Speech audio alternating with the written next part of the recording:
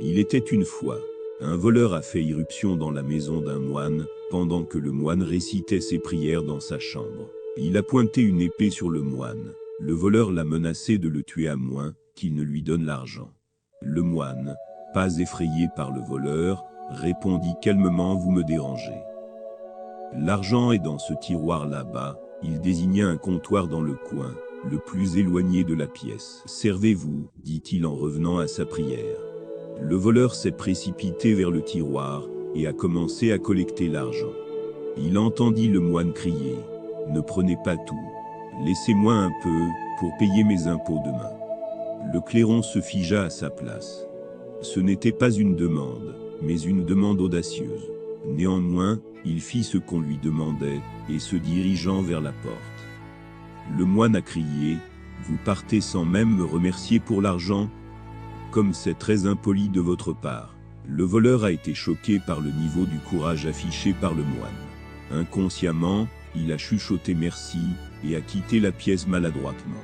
Plus tard dans la nuit, il raconta à son ami sa rencontre bizarre avec le moine. J'avais plus peur du moine qu'il n'avait peur de moi. Il s'est exclamé. Quelques jours plus tard, le cambrioleur a été arrêté. Il a été accusé de vol, non seulement chez le moine, mais aussi dans de nombreux endroits. Il a été conduit au tribunal pour un procès. Lorsque le moine fut appelé comme témoin, il dit: non, cet homme ne m'a rien volé. Je lui ai donné l'argent. Il m'en a même remercié. Cela n'a cependant pas empêché le voleur d'être enfermé derrière les barreaux. Mais il a eu moins d'années que ce qu'il méritait pour son crime. Pendant son séjour en prison, il a beaucoup pensé au vieux moine. Des années plus tard, le voleur a été libéré de la prison. Il se dirigea aussitôt vers la maison du moine et sonna à la porte. Le moine, en ouvrant la porte, vit l'homme qu'il avait volé, debout, un sac en bandoulière, une certaine humilité dans le regard. Le moine a ri et dit: je savais que tu viendrais. Il a accueilli de tout cœur le criminel dans sa maison et l'a préparé pour son avenir sur le droit chemin. Combien de fois dans nos vies qu'on s'est retrouvé dans une situation similaire, que l'on était incapable de garder notre sang-froid, et du coup ça a mal tourné. Beaucoup de gens sont victimes de ce genre de situation, parce qu'ils ne pouvaient pas garder leur sang-froid. Aujourd'hui, il est très important que tu saches, la meilleure chose à faire dans un cas similaire, c'est de rester calme.